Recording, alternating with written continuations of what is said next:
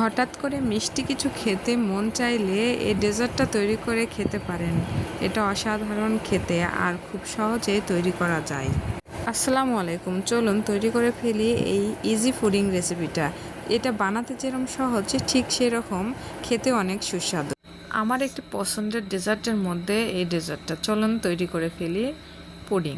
প্রথমে একটা কড়াইয়ে হাফ কাপ চিনি ক্যারামেলের জন্য নিয়েছিলাম। চিনি প্রথমের দিকে লাড়ার কোনো প্রয়োজন নেই। একটু ক্যারামেল টাইপের হয়ে আসলে তখন হালকা করে নাড়াচাড়া করে ক্যারামেল তৈরি করে নিন। ক্যারামেলটা বেশি তাতানো যাবে না, তাহলে তেতো হয়ে যাবে। যে মোল্ডে আমি পুডিং তৈরি করব সেই মোল্ডে ক্যারামেলটা ঢেলে সেট করে নিন। তারপরে একটা বলে 3টা ডিম নিন। আমি এখানে ঘরে রাখা রুম টেম্পারেচারের 3টা ডিম নিয়েছি। আপনারা অবশ্যই ডিমটা আগে থেকে বের করে রাখবেন, ফ্রিজের হলে হবে না। 3টা ডিমের জায়গায় আপনারা 2টাও নিতে পারেন। তারপরে আরও হাফ কাপ চিনি অ্যাড করে দিয়ে ভালো করে মিক্স করে নিয়েছি। চিনিটা এখানে ভালোভাবে মিক্স করে নেবেন। আমি এখানে চিনিটা গলার জন্য হ্যান্ড বিটার ব্যবহার করেছি। আপনাদের হ্যান্ড বিটার না থাকলে ব্লেন্ডারেও ব্লেন্ড করতে পারেন, এতেও টেক্সচারটা অনেক ভালো আসে।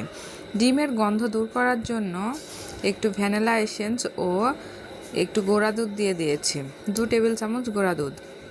গুঁড়া দুধটা দিলে ডিমের গন্ধ এমনিতেই লাগে না।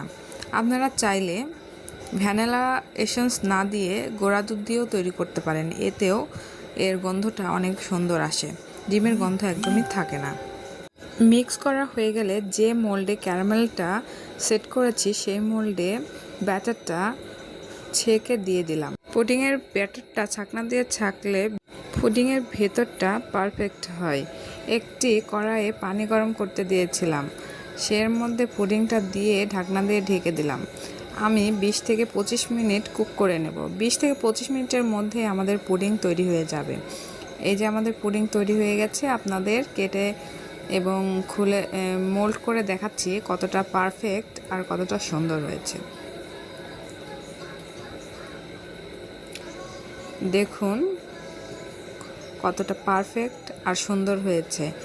যেরকম সফট সেরকম কালারটা অনেক সুন্দর এসেছে।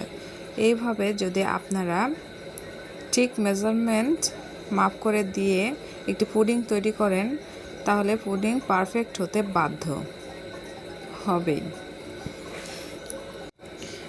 লোভনীয় পুডিং তৈরি, এতটা পারফেক্ট হয়েছে যে আপনারা দেখেই বুঝতে পারছেন কতটা সুন্দর হয়েছে। যে প্রথমবার তৈরি করবে সেও পারবে।